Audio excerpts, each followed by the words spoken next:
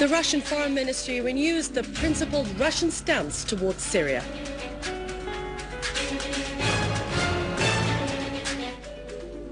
Peaceful Change Forces coalition delegation from Moscow announces that Russian stand is firm and solution is through dialogue without preconditions. The Golan people affirm adherence to the motherland on the 31st anniversary of the aggressive annexation decision.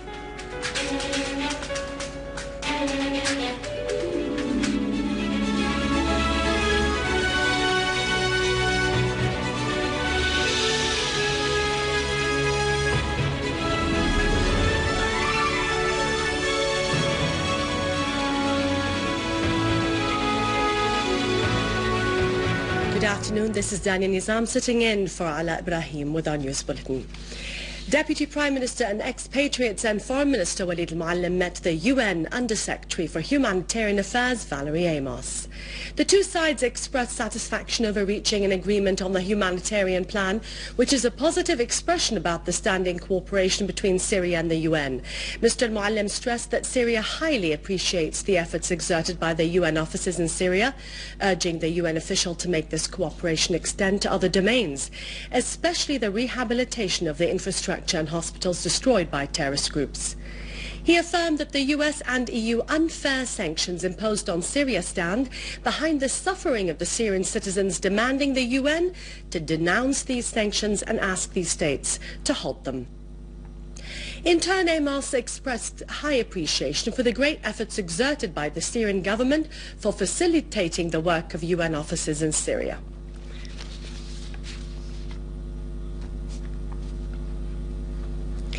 In rejection of the Israeli decision to annex the Golan and to stress its Syrian Arab identity, the people of Golan held a national event in the occupied town of Bukhatha.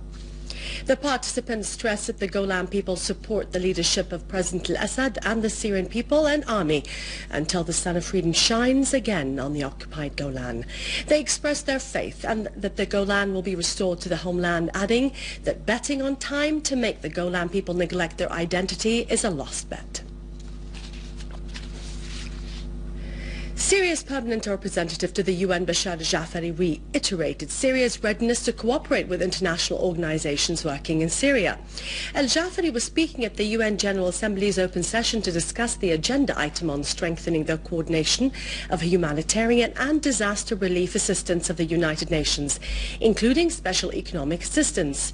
He stressed Syria's deep belief in the importance of coordinating humanitarian efforts to convey humanitarian aid to the affected citizens in urgent circumstances in terms of the UN General Assembly resolutions. He added that the Syrian government throughout the current crisis spared no effort to provide urgent aid to its citizens and formed a committee to follow up on the humanitarian situation of the affected citizens.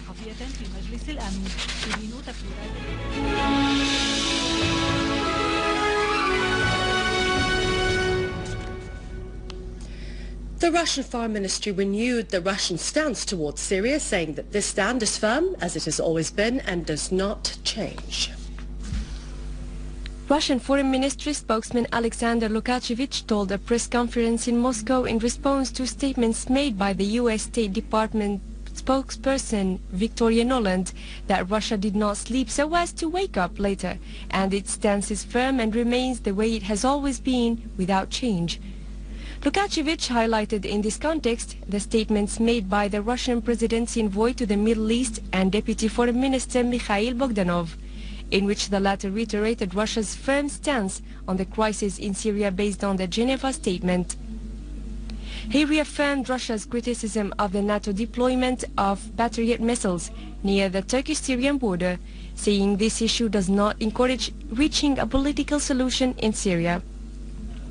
Lukashevich added that Moscow has expressed its concern over this development of situation as it realizes that the accumulation of more weapons, particularly this type of weapons, on the border in Turkey does not lead to a political solution, and it brings about an additional factor for tension between the two neighboring countries. Earlier, the Russian Foreign Ministry denied in a statement making any statements or interviews on the development of situation in Syria in the past few days. The statement stressed that the special representative of the Russian president for the Middle East and Deputy Foreign Minister Mikhail Bogdanov made no statement or exclusive interviews, unlike what has been circulated by Russian and foreign media outlets. The Russian Foreign Minister Sergei Lavrov discussed with a delegation of the opposition Peaceful Change Forces coalition headed by Dr. Qadri Jamil the current situation in Syria. The Russian Foreign Ministry said in a statement that the talks stressed the need to end violence and move towards the political process in accordance with the Geneva Statement. According to the statement, Jamil stressed the readiness of the coalition to start an immediate dialogue with all groups of Syrian opposition that are interested in starting dialogue with the Syrian government to reach a political solution for the current situation. He added that conditions are ripe for such dialogue that has to lead to deep political change in a modern and democratic Syria. The Russian side stressed Moscow's readiness to contribute in all means to holding a Syrian dialogue with the aim of reaching a solution to the crisis in Syria. The People's Assembly has condemned the terrorist bombing that targeted the building of Ministry of Interior on Wednesday, in which a number of martyrs were killed. In a statement released, the People's Assembly said that this vicious act is another proof of the bankruptcy of Syria's enemies and their mercenaries of the armed terrorist groups, and unveiling their dark ideas that are based on perpetrating the most sinister crimes against the Syrians who are faithful to their homeland.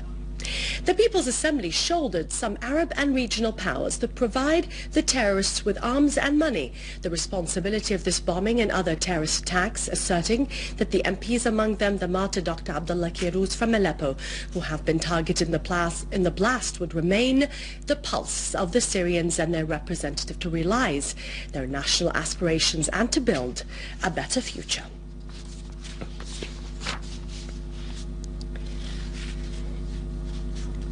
Border Patrol forces foiled an attempt by terrorists to sneak across the borders from Lebanon near Jisr al-Qamar on the Syrian-Lebanese borders, inflicting heavy losses upon them.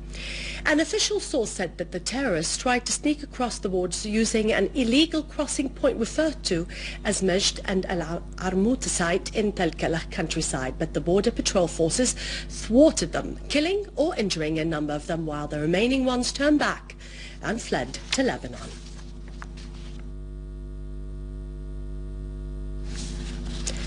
In Aleppo countryside, an armed forces unit destroyed 6 cars along with the weapons and ammunition inside them, along with a terrorist base near Syria.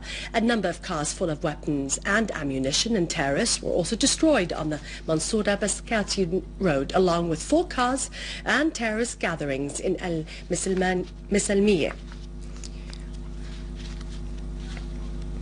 Armed forces units carried out a series of operations targeting gatherings of terrorists in the town of Al-Rastan and Telbisa countryside.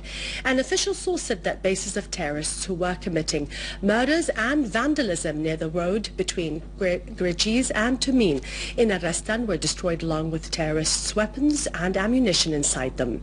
In Telbisa countryside, army units repelled terrorists who attempted to attack the villages of Hosh and Al-Zabadi and Sharshuh, inflicting heavy losses upon them.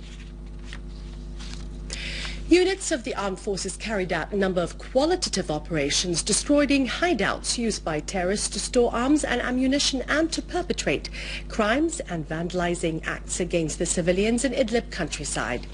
The armed forces destroyed 3 pickup vehicles equipped with heavy machine guns in Marbled and Has towns, killing all terrorists inside, among them Abdel Hadi Kuddo. Another unit clashed with an armed terrorist group in Marit Noman countryside, killing or wounding all its members and destroying 3 cars equipped with machine guns. Moreover, a unit of the armed forces clashed with a terrorist group that perpetrated acts of kidnapping, robbing and vandalizing in Tahrama, Mar Zita and Al-Ghadra in Marit Noman countryside, inflicting heavy losses among them. In Saraqib city and Khan al-Sabil and Masaran town, gatherings of terrorists, most of which were non-Syrians, were also targeted by the armed forces. After the break, stay with me with our economic news.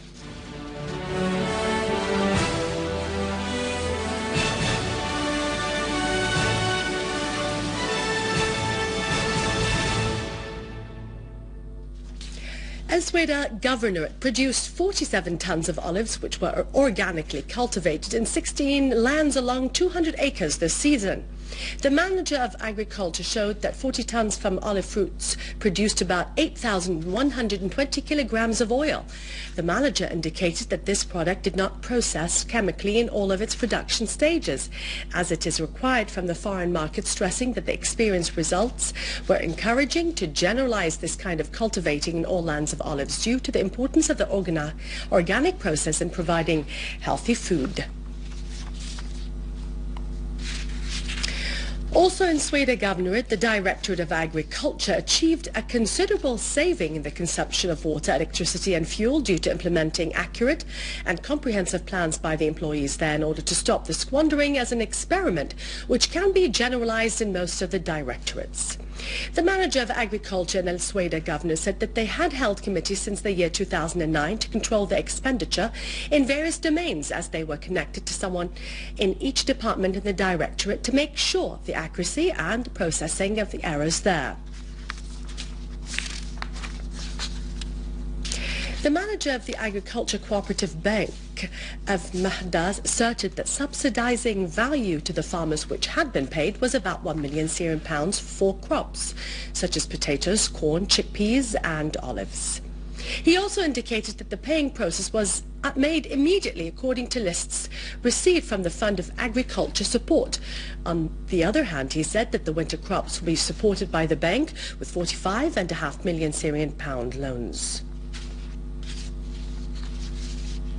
The manager of Tarsus port stressed that the port has an active navigation movement, as there were 15 ships reaching the port with different types of goods and materials. He also pointed out that the materials included iron, soda, wood, cars, livestock, wheat, feed, cement and fertilizer, in addition to over 7 ships awaiting to enter the port. The number of the incoming and outgoing ships at the port approached 1,271 ships since the beginning of this year until the end of last month.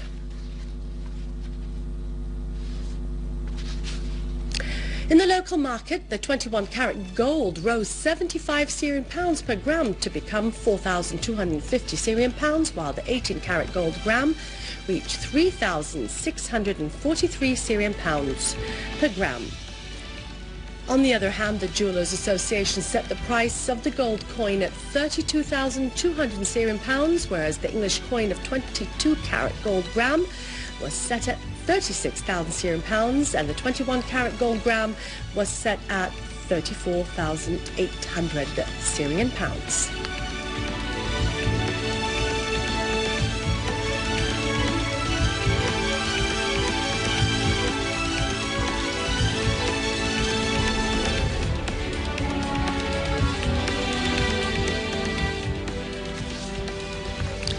European stocks were a little changed this past week following 3 weeks of gains amid concerns about the US lawmakers that they may not agree on a budget before the holiday offset optimism that the Eurozone will get a single banking regulator.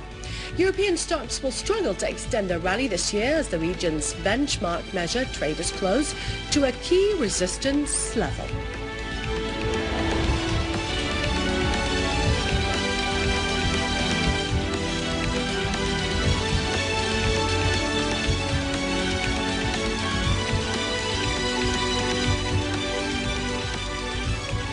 The trading volume in the market of Damascus Stock Exchange was more than 82 stocks in the weekly dealings, as the exchange exceeded 6,138,000 Syrian pounds, whereas the DWX index registered 781.6 points, down from last week at 3.62 points.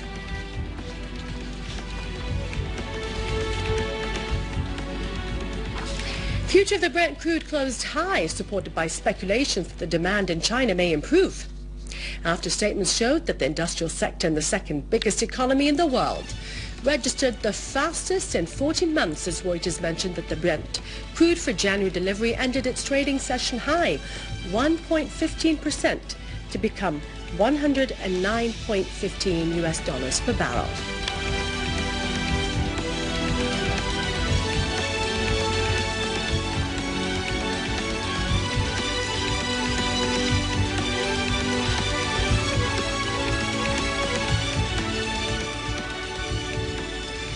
The Japanese yen slumped for a fifth week against the US dollar, the longest streak since March, before the Japanese opposition leader Shinzo Abe, an advocate of the unlimited monetary stimulus, is projected to win the weekend elections.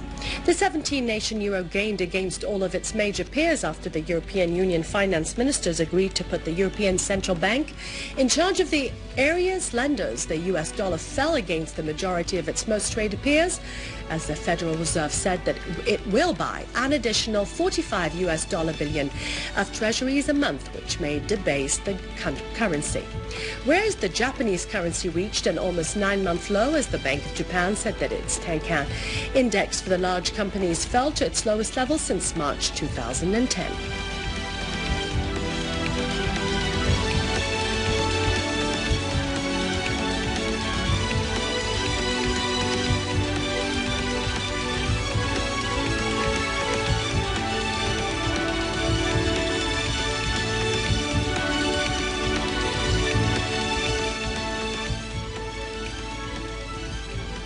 For more information, you can visit our website, www.syriaonline.sy. Thank you for watching us. God bless you and God bless Syria.